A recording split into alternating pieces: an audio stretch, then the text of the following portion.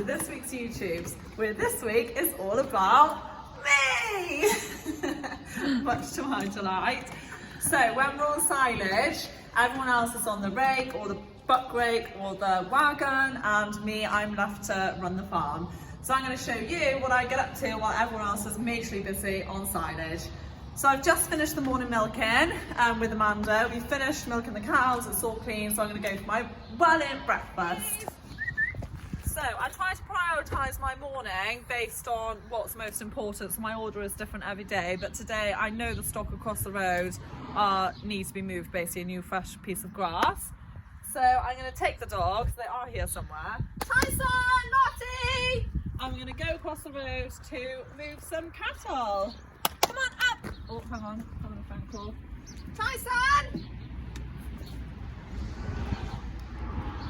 Hello? Tyson, she's gone for fun. Oh yeah. No problem. See you in a sec. Right, abort mission. Off to the camp we go!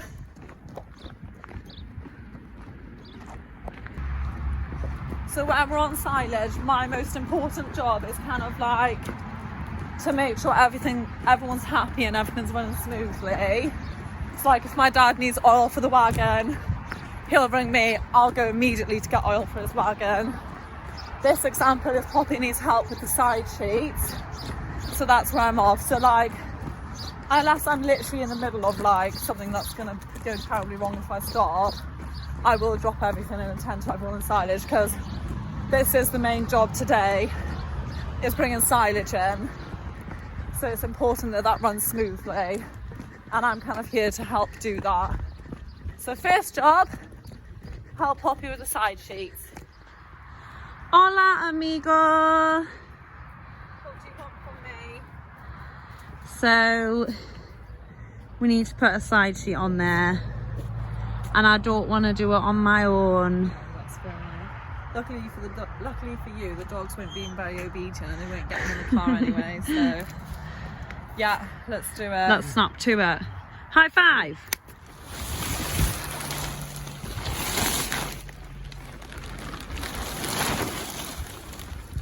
Job done. We love doing the side sheet, don't we, Pops? Yeah, absolutely adore it. To be fair, it's not as bad when there's a clamp the other side. It makes it so much easier because you can just drag the sheet up, throw it over and put tyres on, but even so, it's like one of those jobs. So we're on silage today, so you're busy on the buck rake, as per? Sure am. You enjoying it? Yeah.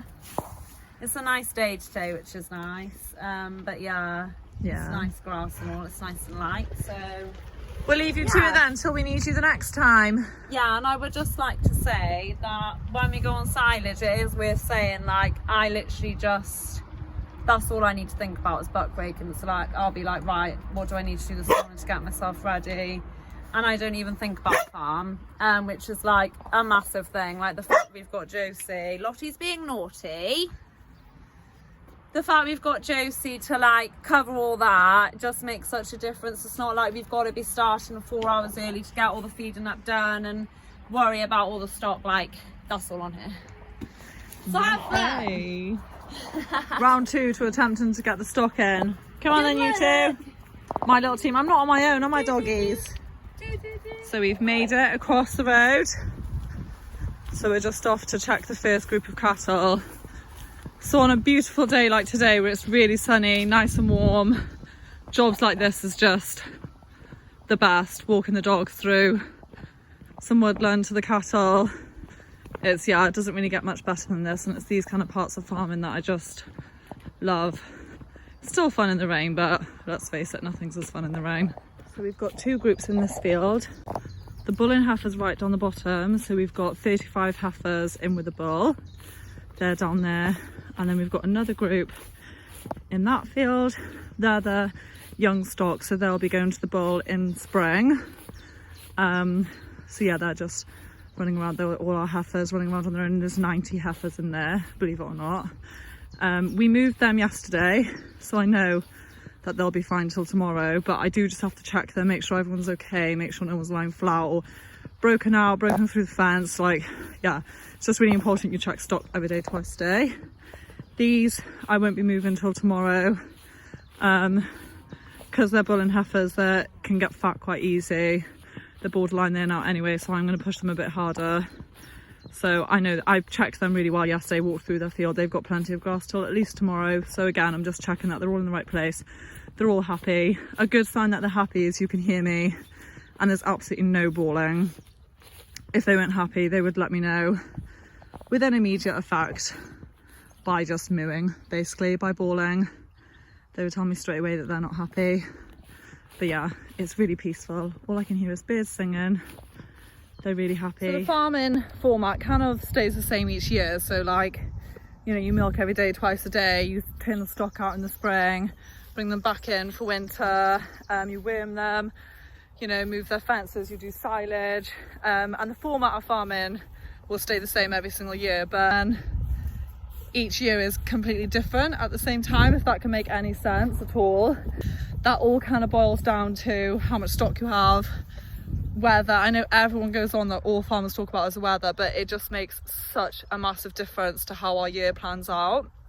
So like this year, for example, we have had a really good spring down here in Pembrokeshire. We have anyway, and yeah, the grass has just shot up. We've been able to get loads of stock out this year, and we've had a really good spring. We're on our second cut at the start of June. I mean, we did our first cut in April, which I've personally never done. So yeah, this year we've had a really good season. Some years it's so dry, we're like struggling to get a third cut in October. So although it's the same, you kind of have to play it by ear each year, and that's kind of where like experience and knowledge comes in. You know, we're learning off our mum and dad. They're teaching us all the time, because yeah, things change, and it's like trying to make sure you farm efficiently according to what's happening at the time. This is where I miss Poppy and my dad massively. I don't know if I'm explaining this all very well, but for example, you can see here we have cut out a massive piece of this field. So this is the heifers, the bull and heifers field that we normally graze them in, and because we've had such a good spring, the grass was just growing like mad in front of them, and they just couldn't keep up, and this little section just turned to silage. They couldn't eat it. They were starting to just leave strands, and it had to be cut for silage basically. So my dad came in, mowed it down, and he's already picked it up, as you can see. So he's ended up mowing this for silage. We haven't done that in a couple of years actually, where we've taken grass off the cattle across the road, because we just haven't had the weather for it, and they've needed the grass. So to be able to do that is a really good position to be in, but that's all down to like management. So I hate to admit, I had got this wrong at the start of the season. There was one field out the back there where I probably should have cut it off. Well, I should have cut it off for silage, and we didn't, and the calves grazed it, and yeah, they didn't do a great job of it. So it's trying to stay on top of the grass that you've got and manage it correctly, because if you don't, you'll pay for it later on.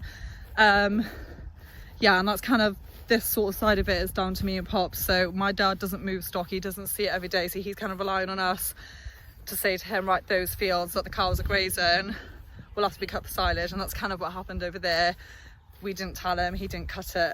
It was a bit of a disaster. So, you know, you learn, you make mistakes, and we all move on from it. But yeah, there's a lot to it. It's not just a case of, right, every year's the same, we just do the same each year. It's a lot more than that. It takes a lot of like actually thinking ahead and thinking about the future a lot as well. That grass will grow back now, and it'll be really nice grazing grass for the heifers. It'll be really fresh. It'll be the best grass in this field probably, because yeah, it's been cut off and it can start again. It won't take long, especially if the weather carries on like it is. So for grass to grow, you basically need rain and sun. We use fertilizer personally, some farms don't, but we do. And with those three things in a balanced amount, grass will absolutely shoot up. And that's what we've had this spring, is we've had really sunny weather, but also enough rain, and the grass has just been bouncing up. So yeah, it's been good. So this is an example of what they do if they're ready to be moved. They run up to you. They're not bawling massively, to be fair to them, but so this group is an example of, if I wasn't around today to move them, they could potentially break out or just cause a bit of damage, because they are desperate to be moved. So they're down there and you can see it's completely bare. So this field is normally a grazing field, which is why we haven't got the lane or the grazing system that we have in the other fields. These heifers are desperate to be moved, so that is what I'm going to do next, is move these. So these are our in-calf heifers. They are due at the start of, well, they're due like December, January time. So there's no bull running with them. He left 2 weeks ago, so they should all be in calf, ready to calve the start of next year. Aren't you, girls?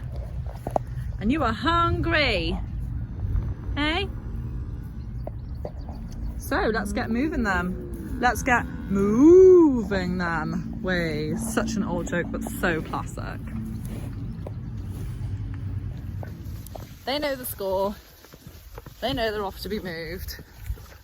So they're just gonna follow me the whole way until I let them into a new section.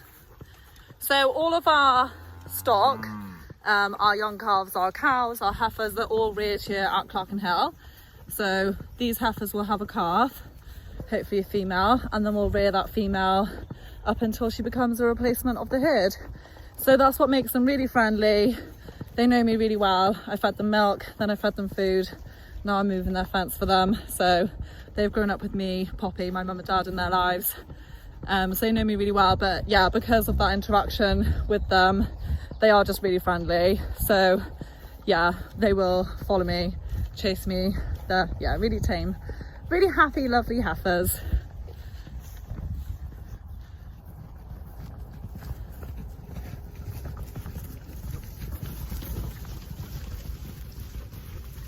So I've put the stakes in. I'm walking back now with the reel. You can just about see the wire up there. Got the reel, so I'm just walking back up with that now. And unfortunately, until this wire is up, the heifers cannot come in because they would just go over the whole thing, and obviously I want them to have a section. So they are just watching from the other side of the fence. As soon as I'm back now, they'll be allowed to come in. A little bit of patience never killed anybody. So this field is borderline now. It is borderline being able to be cut for silage, but they've only got 2 more grazings and they finish the field. And this is where I was saying you've got to kind of think about the future and kind of think about your management of grass, because if I cut this off for silage, they'd be going back up to the top to start again, and then they wouldn't have enough grass for the future, so they'd catch up with themselves quite quickly, and then they'd be back to where they are, where there's obviously absolutely no grass. Because it's really nice lush grass, they are grazing it really, really well. You can see where they are today now. They've grazed it down nice and tight. They've done a really good job, so they're not wasting any, so I don't need to worry about mowing it down with silage for that reason, because they are doing a really good job. There's enough of them to take this off. They're young enough at the minute, they're not getting too fat. So yeah, I've kind of put everything into a bowl and decided just to let them have this, and we're not going to cut it for silage this time. Yeah. So they are lucky heifers. They're going to be having a whale.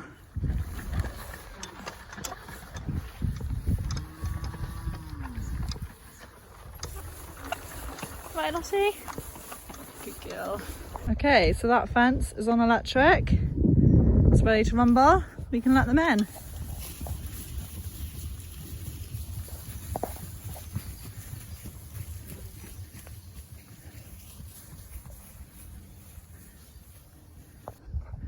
Okay, so these heifers are basically done, so they're happy. I have back fenced them. So like what I said earlier, once they're done in this field, they're going to go back up the top and start grazing again. You can see how it turns, like that's like a dark green, light green, and then where they've just grazed. If we didn't back fence them, none of that would grow back, and they would just go through the field a lot quicker and then have nowhere else to go after. So that's why I've put this fence up behind them. So they've got a fence there and a fence there to keep them in this sort of section, and while they're happily grazing that, their grass can grow back. So yeah, happy heifers. In that time I have stripped, because moving heifers on your own is hot work, and it's a nice hot day. I always take the dogs with me for stock work for a couple of reasons. One, if they have broken out or anything, which is very, very rare, but if they have, Lottie will get them back in no time. Number 2, there was a bull in here, there's not anymore, but also as much as these heifers are the friendliest things in the world, you never know, and they are scared of the dogs. Our cattle are, because they're used to dogs, but they, yeah, will listen to the dogs. So I just bring them for safety. I'm on my own, so it's always good to have backup, and they are my backup. And number 3, they are living things as well. So this is your way of getting out, isn't it? And having a little run. And there's Tyson as well. So I've got Lottie and Tyson who come with me for a jolly. And you're very helpful as well, aren't you, boys and girl? So I've turned their electric on, and I've come across this really, really random tyre. And I'm trying to figure out where the heck it's come from. So the heifers are down there. And I just can't work out how it's got here. Like, if I was back on the farm, you could maybe say it's like rolled off the silage clamp or being taken here by the buggy. But like, I'm literally across the road, there's wood there. Nothing around, it's all silage ground around us. I'm intrigued to know how it got here.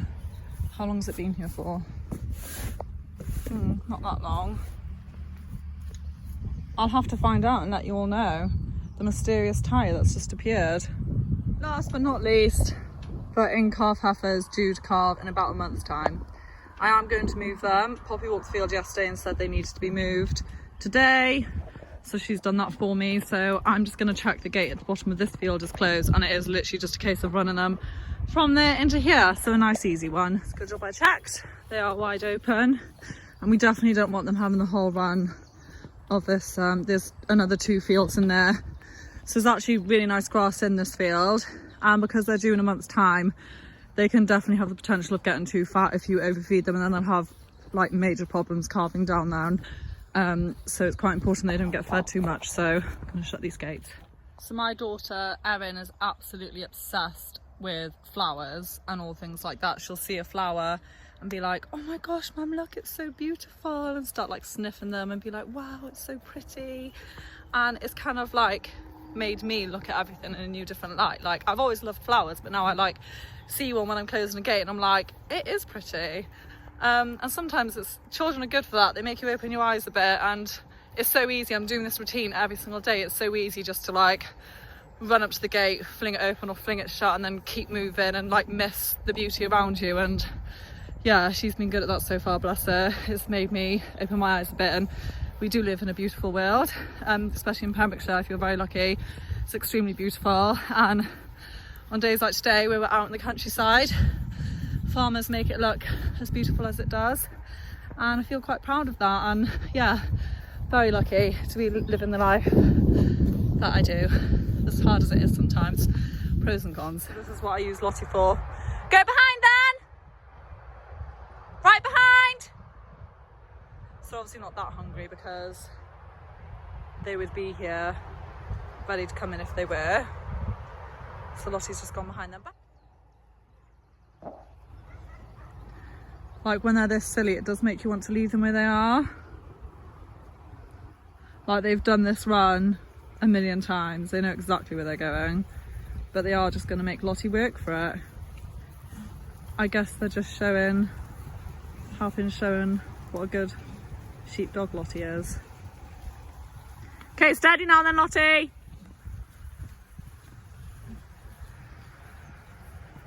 Tyson is kind of just learning off Lottie. If I tell Lottie what to do, I'm sure Tyson will do it too. Right, heel, sit down. Lottie, stay. Stay. And they're in. Job done. So I've just got back to the farm. My dad's here tipping a load.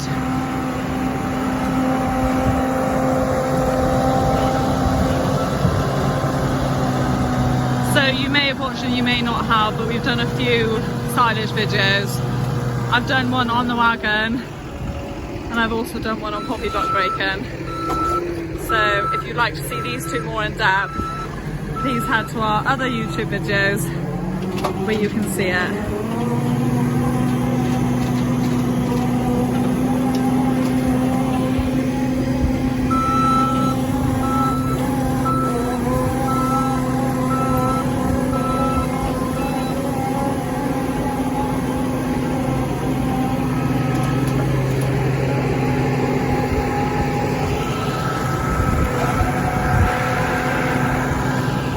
Here for long, and then he's gone.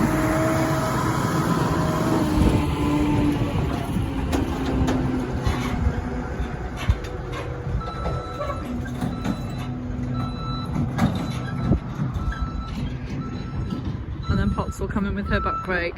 So if they need me urgently, they'll give me a ring on my phone and just say to me, can you blah blah blah. If it's not that urgent but they want something, they'll sometimes wait till they see me and then they'll like flag me down and be like, oh, as you're here, do you mind blah blah blah. As you can see, that hasn't happened this time, so I'm gonna crack on with some other jobs.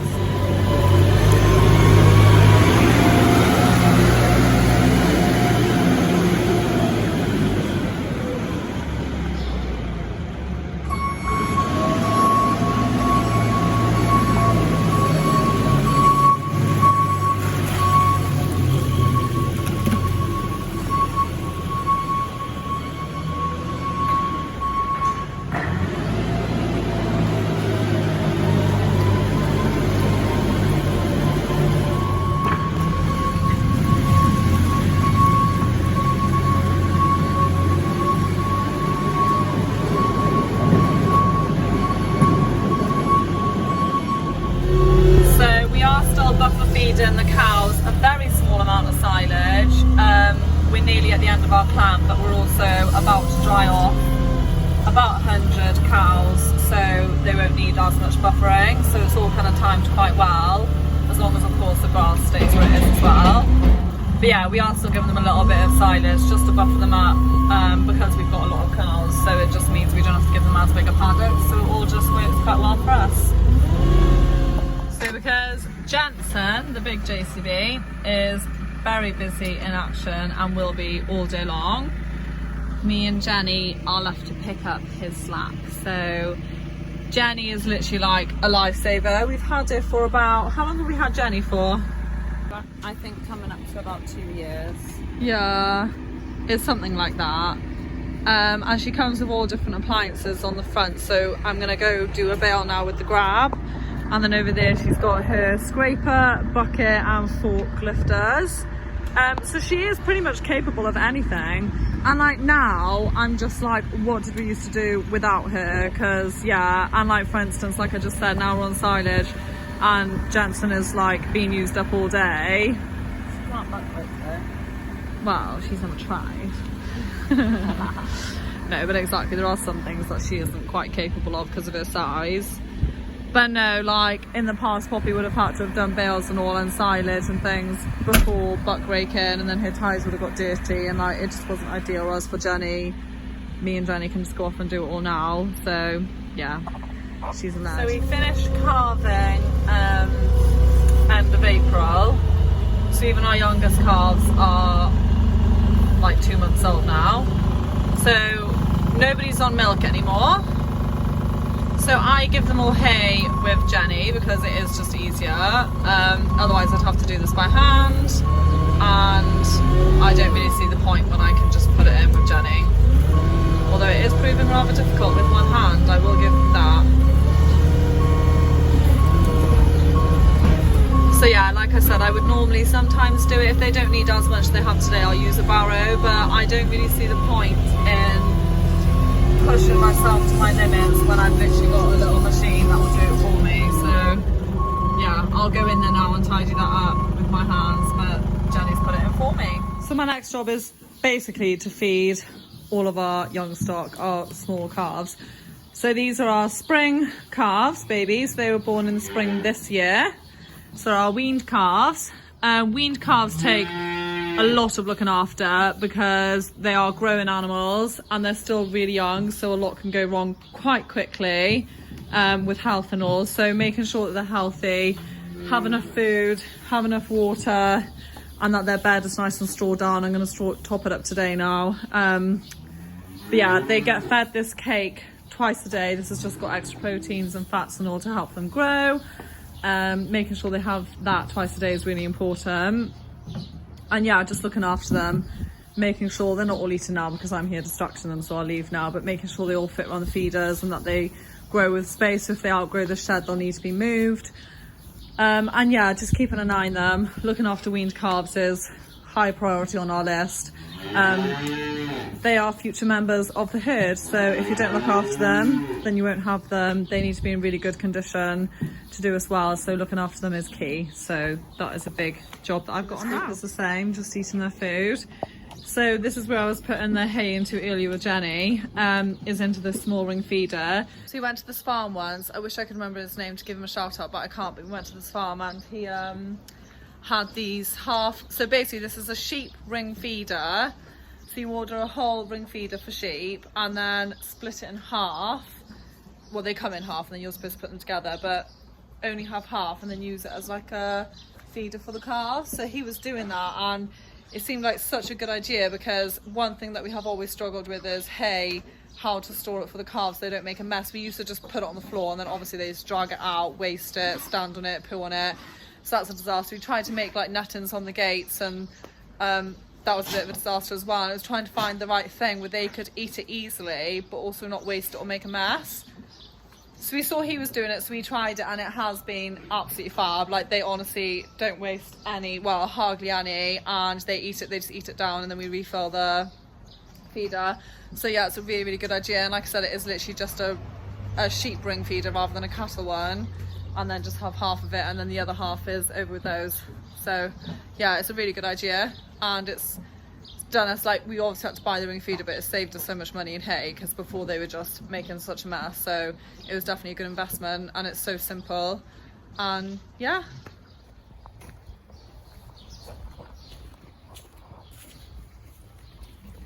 some more calves fed. So we put this calf shed in 3 years ago and yeah, it's been really good. So they've had their hay. They're out for straw today. So they're happy little calves. So absolutely everything has been fed. I'm happy that everything on the farm is also happy. Making sure everything has food and water is the most important thing about my day, and I've done that. So I've got a couple of pottering jobs that I would do now. But before I do that, I'm just going to check that everyone on silage is happy and that I can carry on with my day. Mum has finished raking. We have also done a YouTube on her raking, so if you want to see what raking means or whatever, I think it was about 3 videos ago, she normally rakes. So she's come back from that to help Poppy roll the clamps, so she's just going to keep rolling to try and make sure it's as flat as possible. She's had a haircut, so she's looking real beautiful. Even more beautiful than she normally does, which is quite hard to do. She can't hear me, so I'm not sure why I'm sucking up to her. And then Poppy's just rolling the top bit. So yeah, they're quite busy at it. Like I say, if they do actually really need me, they would ring me, but this is what I tend to do. So to check they're right when they're in a moving vehicle, I just literally put my thumbs up and say, "Are you alright?" I mouth, yeah, she's put a thumbs up. So I just mouth, "Are you alright?" And then she's put a thumbs up. So I know that she's alright. So I'll leave them to it. So I've just come over to take up the night fences for the cows. So I'm going to sort the paddock so that when the cows are finished milking tonight, they can go straight out to their field to graze. So I've just taken up last night's fence and I'm going to go put it back up now, ready for tonight.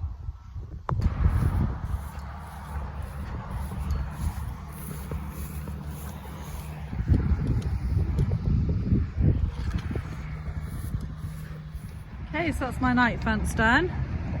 So I'll have that field one night and that field the next. Lucky cows, lovely grass in there, it's come back really well. So I think I am officially done with the day work, so I'm going to go and get everybody lunch now. The most important job of the day.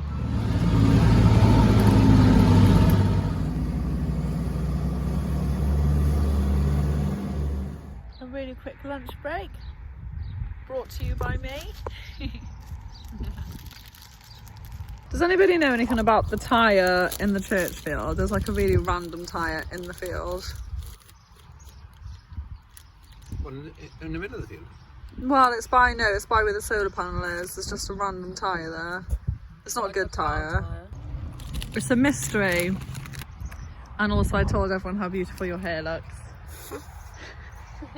Oh yeah, it looks nice. I had noticed, you just want to say. This week's video is all the things I do while you're on silage, basically how you wouldn't cope without me. You're doing a video on what you do the silage? Yeah. Well, that's nothing. The What are you video is gonna 2 do? minutes What are long. you filming this up for? Us having dinner. Finding jobs. Josie today. buck raking, Poppy buck raking, Mum rolling, and me driving in silage, and you're just videoing. This is what I have to put up with. We all know we can manage that. She will make up jobs now. She's In saying, fact, there well, was Dad, one when side- I no, went look on, at me moving no, all the there was fences one on my own. silage in when you weren't here for some reason. I had and we that missed way. you terribly. I had a C-section, so I couldn't do anything. And you literally have to stop bringing the silage to melt. That's right. We missed you, Joe. I wasn't here. Thanks, Mum.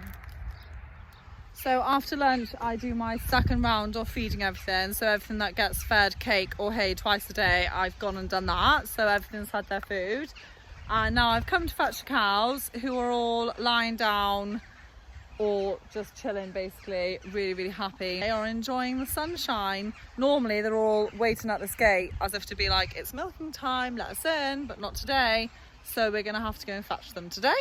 Off we go. They are starting to get up. So if I just shout, come on then girls, they tend to start moving. So we milk our cows every day, twice a day. So they got milked this morning at 4:30 and now they're being milked again.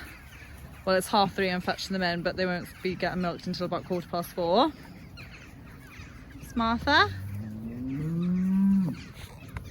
So yeah, I'm gonna take this fence up because I'll be putting it back up in a different field ready for tomorrow. It is a beautiful day, to be fair. So I've nearly finished taking this fence up. This is such a long field, but yeah, we're getting there. I don't push the cows out because there's no need. Once they go in, they will all just leave.